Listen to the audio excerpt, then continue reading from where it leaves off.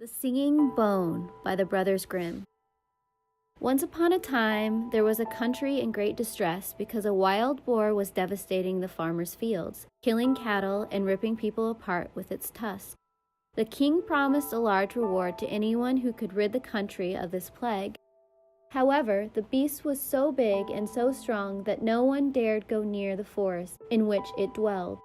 At last the king proclaimed that whoever caught or killed the wild boar would receive his only daughter for a wife. Now there were two brothers, sons of a poor man, who were living in that country, and they declared themselves willing to take on the dangerous challenge. The older brother, a cunning and smart fellow, was doing it out of pride, while the younger, innocent and naive, was doing it out of the goodness of his heart. "You must enter the forest from opposite sides," said the king. "That way you will be more sure of finding the beast." So the older entered the west and the younger from the east. After the younger had walked for a while, a little dwarf with a black spear approached him and said, "I'm giving you this spear because you have a good and pure heart. With this you can attack the wild boar, and you won't have to worry about him harming you." He thanked the dwarf and set the spear on his shoulder and continued walking without fear.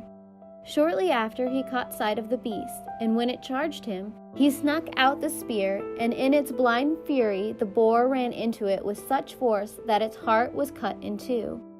The young man swung the monster over his shoulder and headed home with the intention of bringing the boar to the king. When he came out of the other side of the forest, he saw a house where people were dancing, drinking, and having a good time. His older brother had gone there thinking that the boar was not about to run away, and he had also wanted to pump himself up with courage, first by having a few drinks. When he saw his younger brother coming out of the forest carrying his prize, his jealous and wicked heart gave him no peace. "Come inside, dear brother," he called to him. "Take a rest and refresh yourself with a glass of wine." Since the younger brother did not suspect anything evil, he went inside and told him about the good dwarf who had given him a spear so he could kill the boar. The older brother kept him there till evening, and then they departed together. In the darkness, they came to a bridge that spanned a brook, and the older brother let the younger go ahead of him. And when the younger was halfway across, his brother gave him such a hard blow from behind that he fell down dead.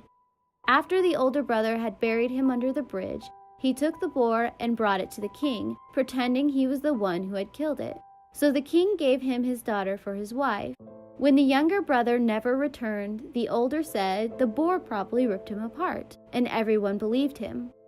However, nothing remains hidden from God, and this evil deed was bound to come to light. After many years had passed, a shepherd was driving his flock across the bridge and saw a little bone, as white as snow, laying beneath it.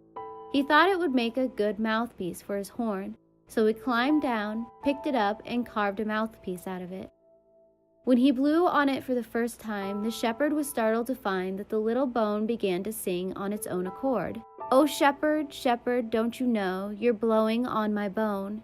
My brother killed me years ago, buried me by the brook that flows, carried off the dead wild boar, and married the king's fine daughter."